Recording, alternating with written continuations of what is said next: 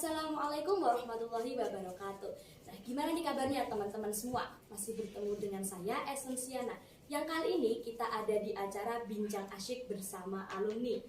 Nah, mungkin sebelum kita mulai ke acara intinya, yaitu wawancara seputar kesan-pesan DM+, bisa diperkenalkan dulu. Ini ada dua alumni, siapa aja nih? Monggo, Mas Syarif bisa perkenalkan diri. Makasih Mbak Esen ya namanya. Assalamualaikum teman-teman semua. Jadi di sini saya akan memperkenalkan diri. Singkat saja, nama saya Syarif Dewa, biasa dipanggil Syarif. Saya alumni M+ angkatan 10 dan saat ini sedang menempuh pendidikan di Politeknik Keuangan Negara STAN, prodinya D4 Manajemen Keuangan Negara. Oke, Mas Denny. Siap, mohon izin. Nama saya Muhammad Ramdhani Nugroho. Saya alumni SMP Muhammadiyah Plus angkatan 10 dan saat ini saya sedang menempuh pendidikan di Sekolah Tinggi Meteorologi, Klimatologi dan Geofisika. Untuk prodinya saya di D4 Instrumentasi MKB. Oh gitu. Jadi kita bersama dengan Mas Syarif dan Mas Denny. Mungkin langsung aja kita ke acara intinya, yaitu wawancara beberapa pertanyaan. Langsung aja kita masuk ke pertanyaan yang pertama. Alasan kenapa nih mau masuk ke M+ gitu? Jadi kalau dari saya dulu Mas, Yuk. itu kan masuk M+ itu kan tahun 2016 ya. Jadi lulus SD, kebetulan saya SD-nya di SD Muhammadiyah Gunung Pring, satu yayasan juga dengan SMP Muhammadiyah Plus.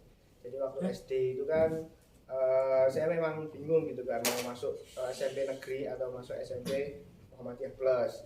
Kalau pertimbangannya kalau di negeri itu ya bebas, dan kalau di negeri nggak ada pendidikan Muhammadiyahnya. Itu kalau pertimbangan dari saya dan orang tua.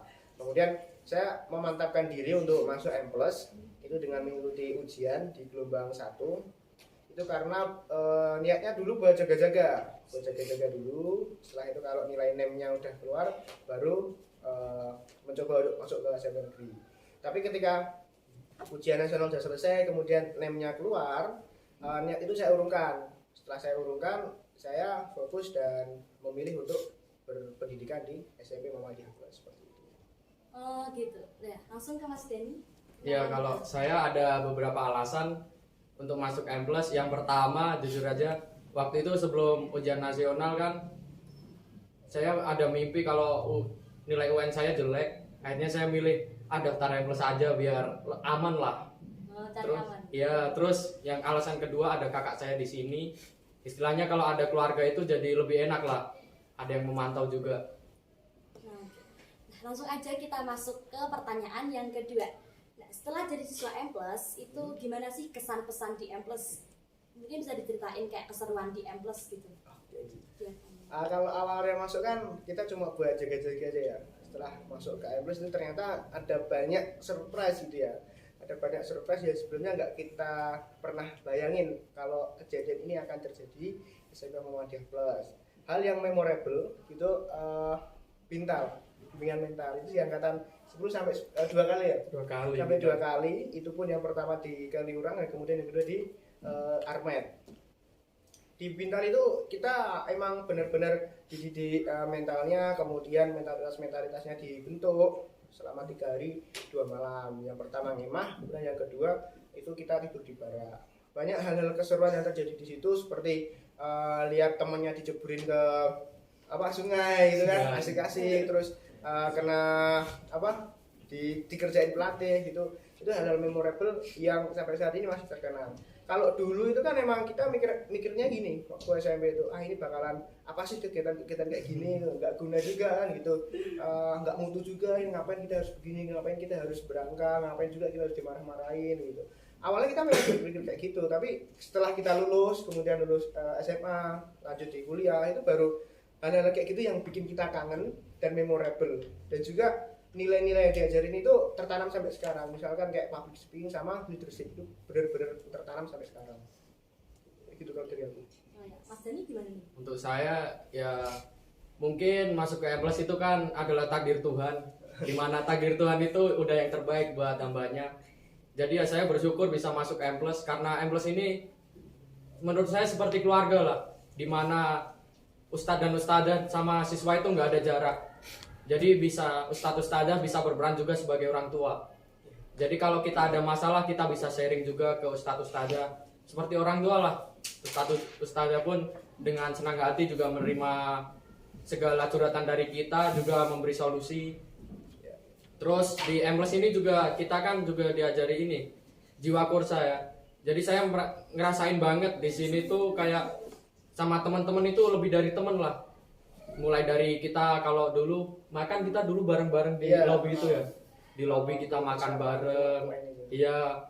Terus kan kita juga ngabisin banyak waktu di sekolah. Dibanding di rumah, kalau udah kelas 9 itu kita lebih banyak habisin sama temen. Iya. Dan yang bikin aneh itu dulu kan kelas 9 kita nggak bawa HP. Hari Sabtu itu kita niat main tapi nggak janjian, tapi tetap bisa ketemu. Itu anehnya di situ. Entah itu gimana caranya tapi tetap bisa ketemu. Terus untuk yang paling berkesan ya mungkin sama Bintal. Kalau saya yang berkesan Bintal yang kedua ya. Oh, yang di Armet itu. Ya yang di Armet. Kapan lagi SMP bisa naik truk tentara kan? Nah itu paling berkesan. Waktu itu benar-benar kita naik truk 2 truk ya kalau nggak salah. 2 atau 3? Untuk truk kita 2 sama bis tentara 1. Oh, 1. Terus itu dikawal pakai apa?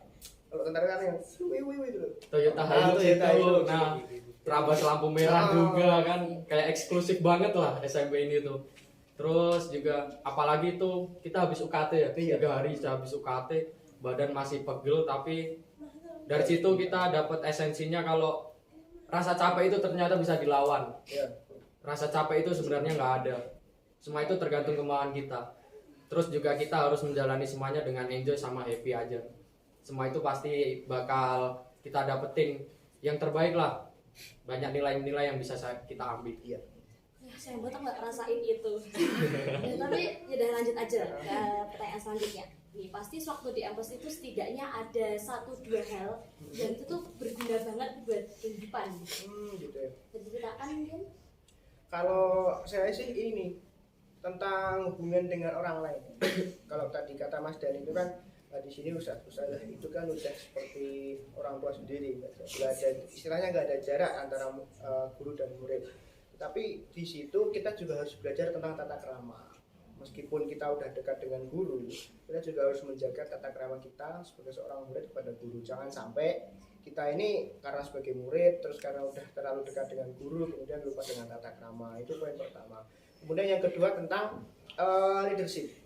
Jadi kalau pengalaman aku waktu di SMP Muhammadiyah Plus itu kan saya dulu ikut PBB, yang latih itu Tatiwan.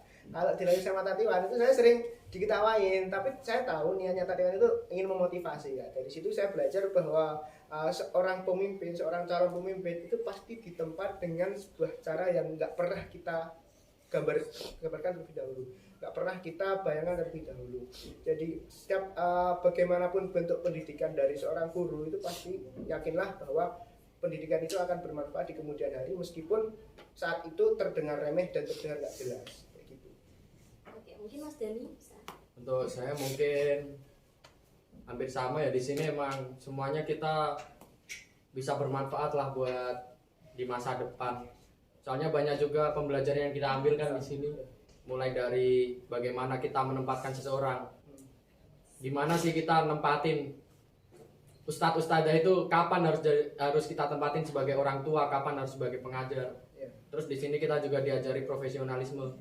Dimana kita harus bisa atur emosi kita buat teman-teman kita. Soalnya kan kita lebih banyak habisin waktu di sini juga. Nah itu paling berasa sih buat saya sekarang, gimana saya bisa nempatin emosi saya, gimana saya profesional. Terus juga mungkin kayak yang bisa diambil juga di sini tuh siswa-siswanya jarang ngeluh walaupun jadwal padat. Nah di situ saya juga bisa ambil hikmah dari situlah. Juga Danki saya juga kan pernah bilang rasa capek itu cuma ilusi. Nah saya bisa ambil esensi dari SMPM Plus ini, dimana kita nggak ngeluh akhirnya kita nggak capek. Berarti rasa capek itu datang karena kita ngeluh. Oh, iya. Mungkin bisa memberikan sedikit motivasi dong buat adik-adik yang masih menempuh pendidikan di M+ ini. Oke, buat adik-adik semua yang masih menempuh pendidikan di SMPM Plus, saya tahu apa yang teman-teman hadapi dan adik-adik saat ini itu kayak nggak jelas, terus buat apa sih harus kayak gini, kenapa sih harus ada peraturan kayak gini. Saya pernah mengalami hal itu. Pesan saya, jangan mengeluh, tetap ikuti semua arahan dengan ikhlas, karena percayalah 4 tahun dari setelah kamu mendengar pesan ini, apa yang kamu rasakan hari ini akan bermanfaat di kemudian hari. Seperti itu. Oke, Mas Dani, monggo. Kalau untuk saya mungkin saya mengutip kata dari Danki saya pernah bilang kalau segala sesuatu itu harus kita laksanakan dengan ikhlas. Misalnya kalau misal kita nggak ikhlas pun kita cuma dapat capek. Sedangkan kalau kita melakukan sesuatu dengan ikhlas, kita dapat hikmah dari apa yang kita laksanakan. Terus juga kita dapat ridho dari Allah yang itu bisa membantu kita buat masa depan kita. Terus juga kalau misal sekarang adik-adik yang di sini masih sering bingung buat apa sih ini, buat apa sih itu. Mungkin saya juga bisa mengutip kata dari Danki saya, jangan tanya apa esensinya, lakukan saja. Karena esensi itu didapat kalau kita udah melakukannya. Bukan sebelum kita melakukan kita bertanya ini buat apa, pasti kita nggak dapat esensinya apa.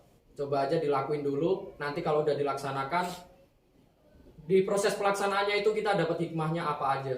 Ya. Mungkin itu. Oke, nah teman-teman, kita udah dapat motivasi yang wah ini ngena banget, terus juga kita dapat pengalaman yang asik dari kakak-kakak alumni ini.